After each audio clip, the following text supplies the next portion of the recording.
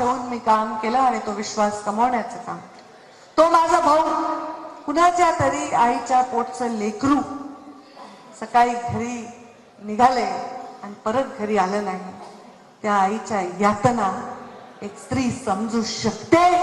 त्या आईच्या दुःखामध्ये मी सहभागी आहे. त्या घरामध्ये असणाऱ्या प्रत्येक स्त्रीच्या, त्या घरात असणाऱ्या त्याच्या भावाच्या, त्याच्या घरच्या आई वडिलांमध्ये मी सहभागी आहे.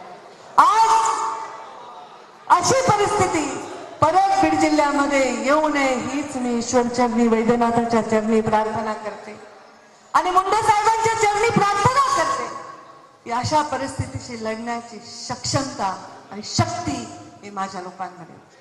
आपण जसे आहोत त्याच जसा नेता आहे. आता मी मोठी बहीण आहे, मी बाबा जसे करायचे तसे करायचे.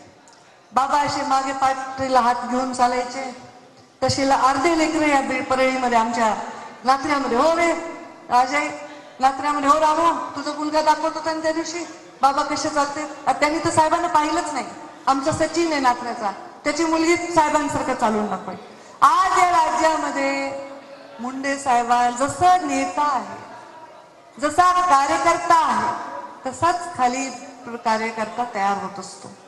आपल्या कार्यकर्त्यांवर आम्ही आयुष्यामध्ये चांगलेच संस्कार करायचा प्रयत्न केलेला आणि माझ्या कार्यकर्त्यांकडून, माझ्या जवळच्या माणसाकडून कोणालाही नख सुद्धा लागलं नाही पाहिजे